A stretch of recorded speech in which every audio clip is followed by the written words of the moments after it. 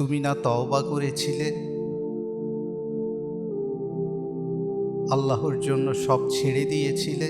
তুমি তো বুঝতে পেরেছিলে তোমার আসল ঠিকানা কোথায়। তুমি তো মুমিন হতে চেয়েছিলে, তুমি তো আল্লাহর প্রিয় হতে চেয়েছিলে, ইসলাম মেনে চলতে চেয়েছিলে। ভুলে গেছো?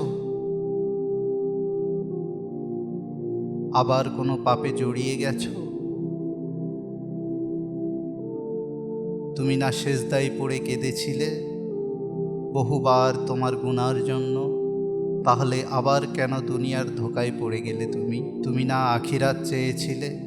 তাহলে কেন ভুলে গেলে তোমার আসল গন্তব্য কোথায়? তুমি কি হেরে গেছো? আল্লাহর প্রিয় বান্দা হতে পারলে না? বারবার শয়তানের ফাঁদে পা দিয়ে ফেলেছ?